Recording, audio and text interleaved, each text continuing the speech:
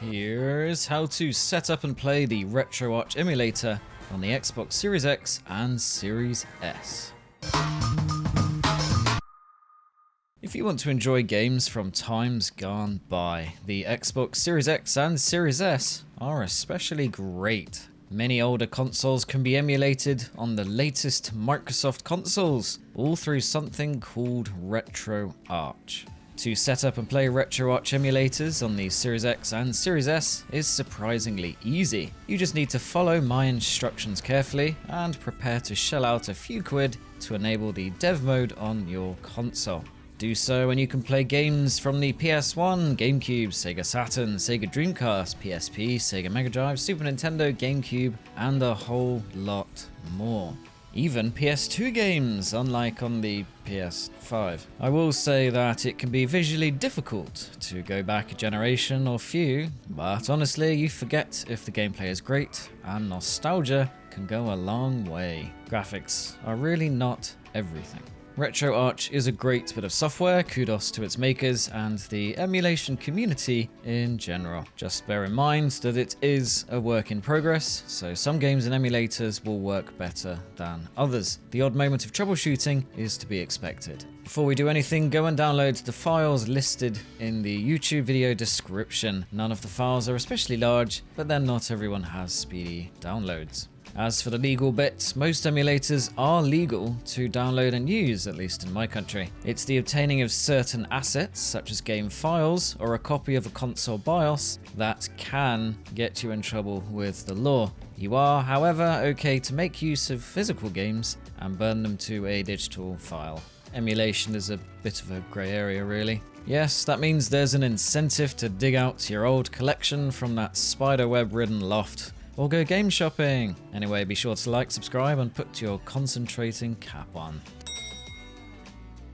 The first thing we need to do is download and install the Xbox Dev Mode. It's an app found on the Microsoft Store of the Series X and S, about 100 megabytes. Search Xbox Dev Mode by pressing Y on the home screen, or just go to the search option. Then run it and follow the process of activating your development account. Now open a web browser on a separate device and sign up for a Microsoft developer account using your Microsoft account details, the one you use for Xbox. Then scroll to Developer Programs and click Get Started with Windows Apps.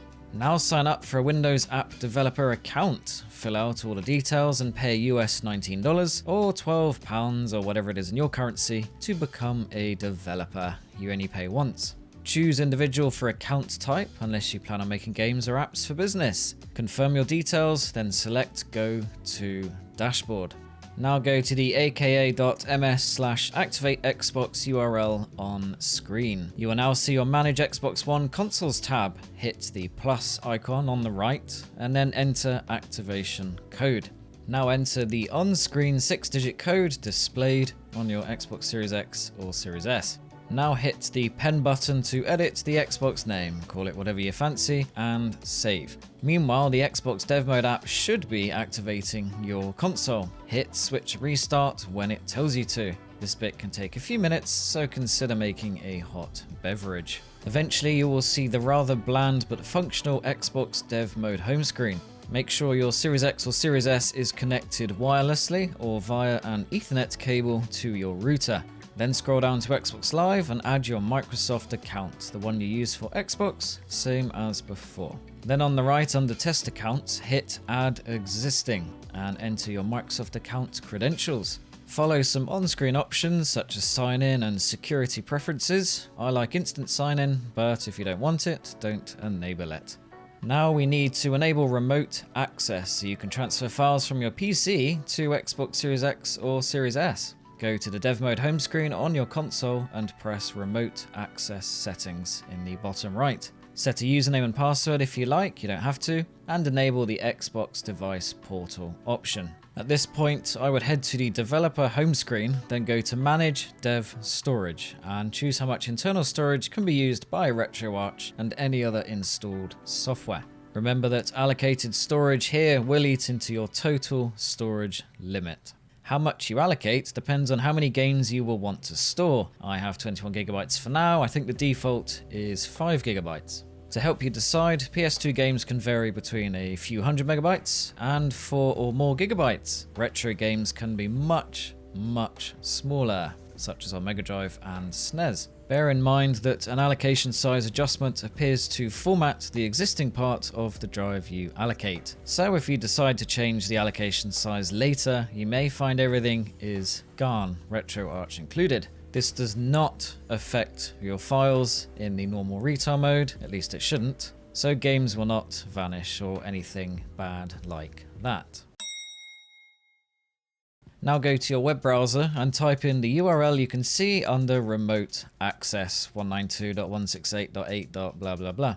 Now you're ready to add RetroArch. Grab the download file, which will be the Xbox One version, then press add in the top left. Locate the RetroArch APPX file and let it install. Click done when it's done. Go back to your Xbox Series X or Series S. Under Games and Apps, you should now see RetroArch. Highlight it, press the select button displayed on screen, then press View Details. Swap the setting from App to Game. Without this, you won't be getting full GPU power. Then go back to the home screen and select Restart Console for the change to take effect. The screen will go dark for a while. Once the Xbox dev screen is back, start the RetroArch software. Scroll down to Online Updater, then press A to update the following options: Content Downloader, update core info files, update assets, update controller profiles, update databases, and update overlays. You can do update cheats, but it takes a long time, and I've personally never bothered. Once done, press right and right again to access more settings. Look for video and swap that to GL or D3D12 instead of D3D11. This should get the menu working properly and lets you see all the tabs. Press left twice to go back to where it says load core and scroll down to configuration file. Press save configuration file, and now when you run RetroArch in future, you can load your shiny new preset. Sometimes you'll load it up and the menu is still missing the tabs. Just load the standard configuration or another one, then reload your preferred configuration. Usually works. It's also worth sorting out some video settings. Go to the settings tab and then video. Under scaling, enable integer scale option and leave it at that.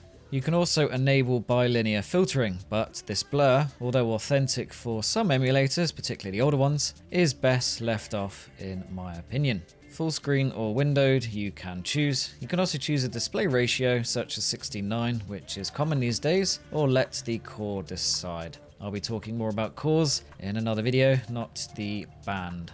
You can also go into settings, input, then hotkeys, and then select a shortcut for menu toggle gamepad combo. Start and select works well, as it never clashes with in-game commands, at least none that I've come across. Hold start or hold select for 2 seconds also work well. Lastly, there are some annoying pause options that can be a pain during some games, such as when you need to change disc.